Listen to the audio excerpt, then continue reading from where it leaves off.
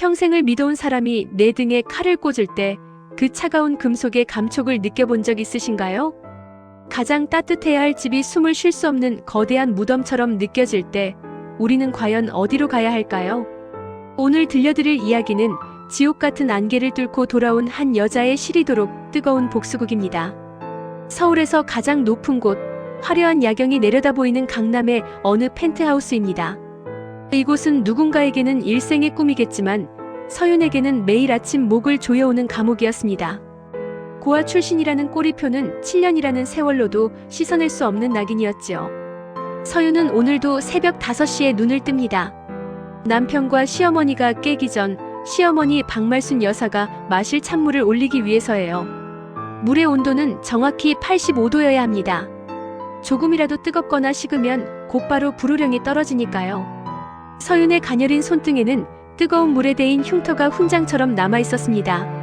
하지만 육체의 고통보다 더 서윤을 아프게 하는 건 거실 한복판에서 들려오는 저 서늘한 목소리였습니다. 서윤아, 내가 말했지. 근본 없는 것들은 아무리 감추려 해도 그 퀴퀴한 냄새가 배어나온다고. 내가 명품을 휘감고 앉아 있어도 이 집안 공기가 흐려지는 건 어쩔 수가 없구나. 박 여사는 찻잔을 내려놓으며 서윤의 얼굴은 쳐다보지도 않은 채 모욕을 줍니다. 서윤은 대답 대신 입술을 꾹 깨물었습니다. 가슴 속에선 눈물이 차올랐지만 밖으로 내뱉지는 않았어요. 오늘은 결혼 7주년이니까요. 남편 진우가 특별한 선물을 준비했다고 저녁에 바다를 보러 가자고 약속했거든요. 서윤은 그 약속 하나만을 믿으며 하루를 버텼습니다. 어느덧 해가 지고 진우는 다정한 미소를 지으며 서윤의 손을 잡았습니다. 두 사람은 영종도 해안도로를 향해 달렸습니다. 자욱한 안개가 차창을 두드리고 비릿한 바다 냄새가 밀려오는 밤이었습니다. 진우의 차가 절벽 끝 해안도로에 멈춰 섰을 때 서윤은 남편의 눈동자를 보았습니다. 그런데 그 안에는 평소의 다정함이 없었습니다. 생전 처음 보는 낯선 빛, 거추장스러운 짐을 내버리려는 사냥꾼의 눈빛이었지요. 서윤아, 우리 어머니가 너를 참 많이 힘들어하셔. 나도 이제 지쳤어. 네가 없어야 우리 재단도 내 앞날도 비로소 완성될 것 같아. 미안하다는 말은 안 할게. 진우의 목소리는 얼음처럼 차가웠습니다. 그 말이 채 끝나기도 전이었습니다. 뒤에서 나타난 괴한이 저를 바다로 밀쳤습니다. 미처 생각하지 못했던 저는 속절없이 바다로 추락하고 말았지요.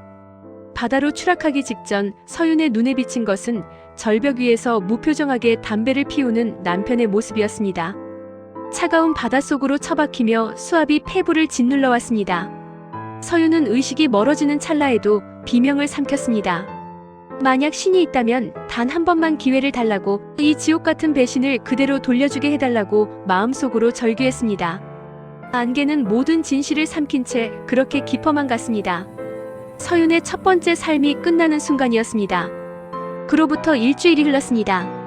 서윤은 실종되었고 곧 사망한 것으로 공식 발표되었습니다.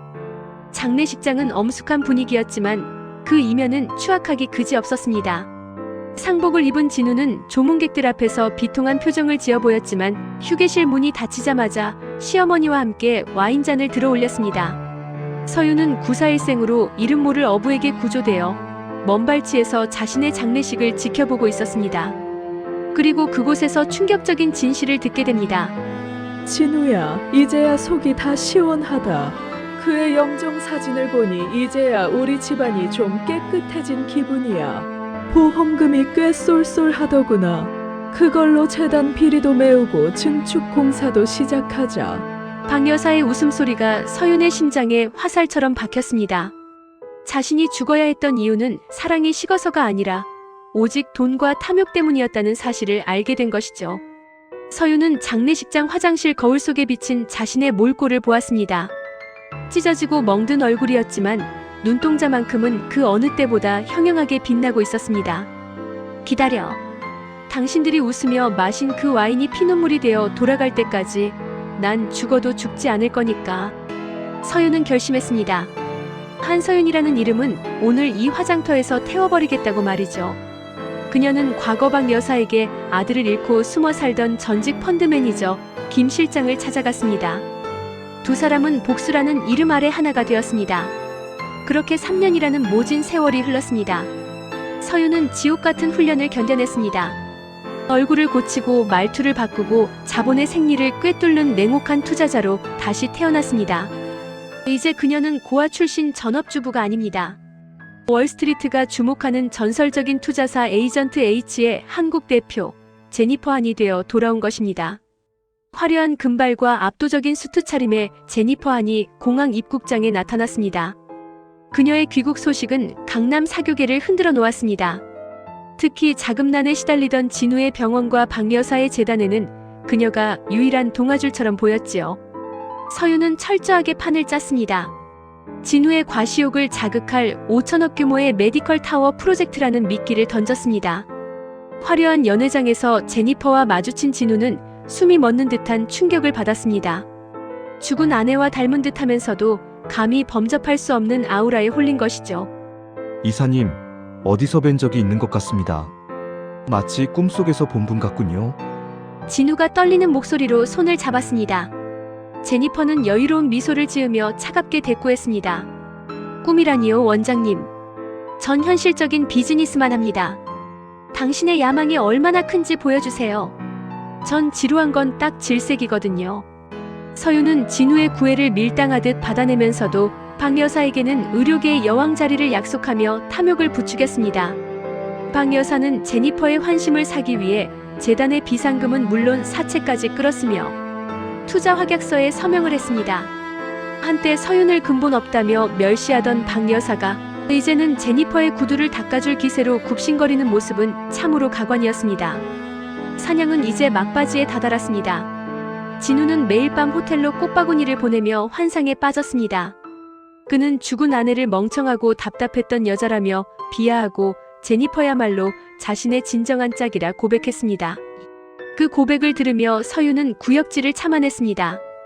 짐승들이 제 발로 지옥의 아가리를 향해 걸어오고 있었습니다. 드디어 투자금 입금 예정일이 되었습니다. 박 여사와 진우는 승리를 확신하며 샴페인을 터뜨렸습니다. 하지만 그들에게 도착한 것은 입금 알림이 아니라 전 재산 압류 통보서와 검찰의 영장이었습니다. 제니퍼 한이 약속했던 5천억은 애초에 존재하지도 않았고 그들이 투자한 돈은 이미 서윤의 유령 계좌로 사라진 뒤였습니다. 재단은 파산했고 사채업자들이 병원 로비를 점령했습니다. 한순간에 나락으로 떨어진 모자는 서로의 멱살을 잡고 추악하게 울부짖었습니다. 그때 이사장실의 대형 화면에서 3년 전 영종도 해안도로의 블랙박스 영상이 흘러나왔습니다. 진우의 살인 미수와 박 여사의 교사 육성이 전 국민에게 공개된 것입니다. 공포에 질려 실성한 듯 웃는 박 여사 앞에 서윤이 천천히 문을 열고 들어갔습니다. 화려한 가발을 벗고 예전의 낡은 안경을 쓴 채 말입니다. 귀신이야. 한서윤, 네가 왜 여기 있어? 진우는 비명을 지르며 뒤로 자빠졌습니다. 서윤은 차갑게 가라앉은 목소리로 말했습니다. 여보, 왜 그래? 당신이 기다리던 투자자가 왔는데. 당신이 사랑한 건 제니퍼였지만 당신을 지옥으로 데려가는 건 한서윤이야. 냄새나는 고아가 돌아왔다고 어머니께도 인사드려야지. 서윤은 박 여사의 발 앞에 10원짜리 동전들을 던졌습니다. 이게 당신 품위의 가격이야. 라는 일갈과 함께해요. 박 여사는 거품을 물고 쓰러졌고 진우는 경찰에 연행되면서도 살려달라 애원했습니다. 하지만 서윤의 눈에 비친 것은 오직 지독한 멸시뿐이었습니다. 어느덧 계절이 바뀌고 세상은 다시 고요해졌습니다. 박 여사는 감옥에서 치매 증세를 보이며 비참한 말년을 보내고 있고 진우는 무기징역을 선고받아 매일 밤 서윤의 환영에 시달리며 미쳐가고 있습니다. 서윤은 마지막으로 면회실을 찾았습니다. 유리창 너머로 울부짖는 진우에게 그녀는 담담하게 말했습니다. 아니, 넌 평생 거기서 나오지 못할 거야. 잘 가, 이진우. 내 인생에서 당신이라는 오점은 오늘로 완전히 지울게. 교도소를 나온 서윤의 발걸음은 다시 영종도 그 절벽으로 향했습니다. 3년 전의 안개 낀 밤과는 대조적으로 오늘은 눈부시게 푸른 바다와 햇살이 가득했습니다. 서윤은 바다를 향해 깊은 숨을 내뱉었습니다. 그토록 무거웠던 복수의 마음을 이제는 파도에 실어보내려 합니다. 사필귀정. 모든 것은 제자리로 돌아왔습니다. 지옥을 건너온 여자는 이제야 비로소 자신만의 천국을 향해 걷기 시작합니다. 그녀의 등 뒤로 찬란한 태양이 떠오르며 길었던 겨울 같은 이야기가 마침표를 찍습니다. 바다를 바라보며 서윤이 맑게 웃습니다. 엄마, 나 이제 정말 행복해질게. 그녀의 목소리가 파도 소리에 섞여 멀리 퍼져나갔습니다.